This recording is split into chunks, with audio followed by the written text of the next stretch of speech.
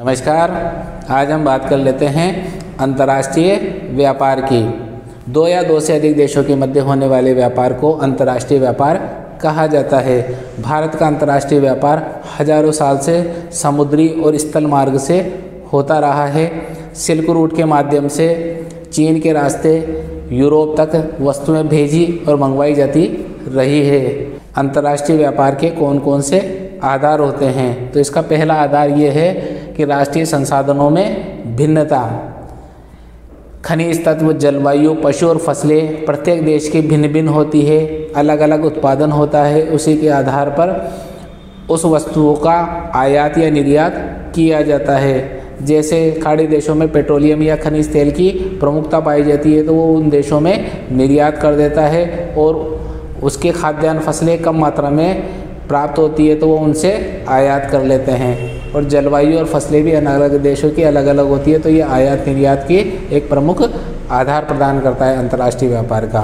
दूसरे की बात कर लें तो दूसरा है जनसंख्या कारक। अधिक जनसंख्या वाले जो देश होते हैं वो प्राय विकासशील की श्रेणी में रखे जाते हैं, उनका जीवन स्तर कम होता है, जबकि कम जनसंख्या वाले देश विकसित देशों की श्रेणी में रखे जाते हैं, या उनकी जो आय होती है वो भी उच्च होती है।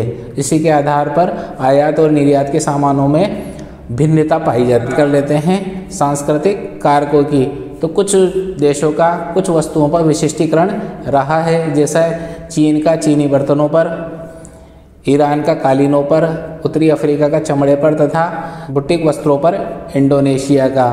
तो ये वस्तुएं विशिष्टीकरण होने के कारण उस देश से ही अन्य देशों में निर्यात की जाती है। चौथा कारक है आर्थिक विकास। विकसित और विकासशील देशों की प्राथमिकताएं भिन्न भिन्न होती है, उसी के आधार पर उनका आयात और निर्यात की जो वस्तुएं होती है वो भी भिन्न प्रकार की होती है। पांचवें कारक की बात करें तो विदेशी निवेश की सीमा। विकासशील देशों को पूंजी की आवश्यकता होती है, जबकि विकसित देशों के पास पूंजी पर्याप्त मात्रा में उपलब्ध होती है और वो अपनी पूंजी विकासशील देशों में लगाते हैं, जहां पर मानव श्रम काफ़ी सस्ता और सुलभ होता है। तो उस जो वस्तु लगाई जाती है वो सस्ती, कम दर से और सहज उपलब्ध हो जाती है। वह कारखाने बड़े मात्रा में उपलब्ध हो जाते हैं। तो परिवहन के साधन होने के कारण तीव्र गति से वस्तुओं को एक स्थान से दूसरे स्थान पर सहज पहुंचाया जा सकता है, जिसने अंतर्राष्ट्रीय व्यापार को कई गुना बढ़ा दिया। अब बात कर लेते हैं अंतर्राष्ट्रीय व्यापार के लाभ की। तो इसका पहला लाभ ये हुआ कि इससे उत्पादन में वृद्धि होना शुरू हो गई। उत्पादन में विशिष्टीकरण से कम लागत में उत्पादन कई गुना होना शुरू हो गया, जिसका उदाहरण हम चीन से ले सकते हैं। दूसरा, राष्ट्रीय आय में कई गुना वृद्धि होना शुरू हो गई। जो मार्केट पहले केवल एक स्थानीय देश तक या एक स्थानीय क्षेत्र तक ही सीमित होते थे, अब वो ग्लोबल हो गए, पूरे विश्व में उनका मार्केट फैल गया, तो उससे कई गुना राष्ट्रीय आय में वृद्धि होना शुरू हो गई। अतिरिक्त उत्पादन का निर्यात। जिस देश में अतिरिक्त या अशेष मात्रा में कोई भी वस्तु हुआ करती थी उसके दाम निम्न स्तर पर गिर जाया करते थे, तो वो ग्लोबल होने के कारण उस अतिरिक्त उत्पादन को पूरे विश्व में भेजा जाने लगा, इसलिए उसकी कीमत भी स्थिर बनी रही और उससे पूरे विश्व में उपलब्धता भी आसानी से हो गई। संसाधनों का कुशल प्रयोग। संसाधनों का कुशल रूप से प्रयोग होने लगा अंतर्राष्ट्रीय व्यापार के सहज उपलब्ध हो जाने से। बाजार का विस्तार। जो बाजार लोकल हुआ करते थे, जिससे हमने पहले बताया, वो कई गुना कई क्षेत्र में आसानी से फैल गए, पूरे विश्व में ग्लोबल हो गए। विदेशी मुद्रा की प्राप्ति। अब केवल पहले स्थानीय मुद्रा की प्राप्ति होती थी, लेकिन जब अंतर्राष्ट्रीय व्यापार शुरू हुआ तो उसे डॉलर में पैसे मिलने लगे या यूरो में पैसे मिलने लगे, तो एक व्यापक दृष्टि से देश में भी विदेशी मुद्रा का खजाना भरने लगा। वस्तुओं और सेवाओं की आसानी से उपलब्धता। जहां जिन देशों में जो वस्तुएं नहीं होती थी वो अंतर्राष्ट्रीय व्यापार से आसानी से उपलब्ध होने लगी, कम कीमत पर उपलब्ध होने लगी, इसलिए अंतर्राष्ट्रीय व्यापार का एक प्रमुख लाभ ये भी है। आठवें की बात कर ले तो मूल्यों में समानता। आसानी से उपलब्ध होने के कारण या तीव्र गति के परिवहन उपलब्ध होने के कारण उन्हीं में मूल्यों में समानता बनी रही, तो प्रतिभागी की मांग अंतर्राष्ट्रीय व्यापार से कई गुना बढ़ गई।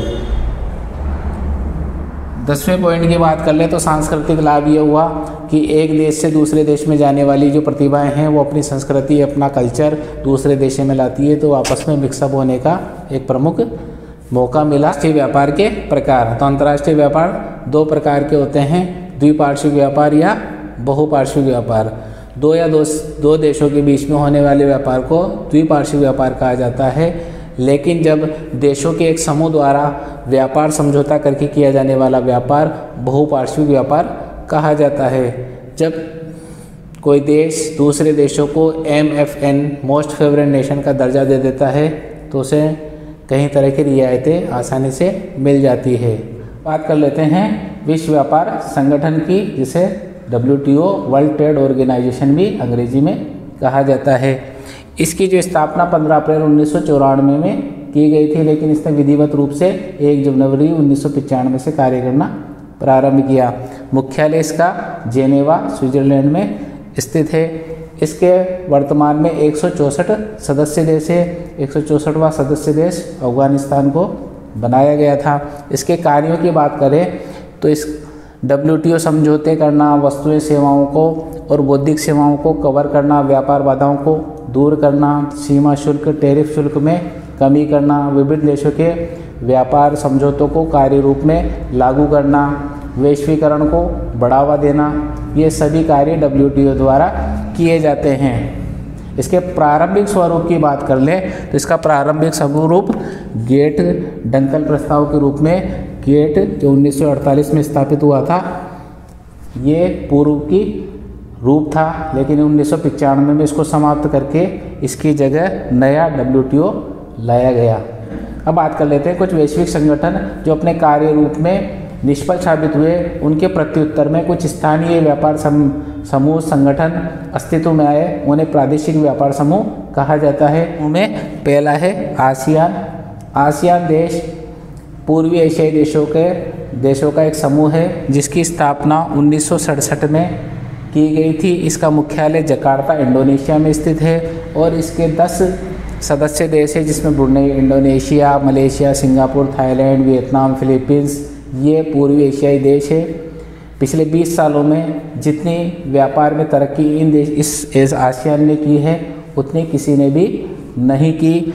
और भारत में के आधार पर देखा जाए तो भारत आसियान का चौथा बड़ा व्यापारिक समूह है। बात कर लेते हैं यूरोपीय संघ की। यूरोपीय संघ की स्थापना 1957 में हुई थी, लेकिन ये केवल तब 6 सदस्य देशों द्वारा स्थापित किया गया था। वर्तमान स्वरूप 1993 में अस्तित्व में आया है। इसका मुख्यालय ब्रुसेल्स बेल्जियम में स्थित है। 27 यूरोपीय सदस्य देशों द्वारा ये बना हुआ है। इसके 27 यूरोपीय सदस्य देश हैं जिन्होंने एकल मुद्रा यूरो का प्रचलन प्रारंभ किया।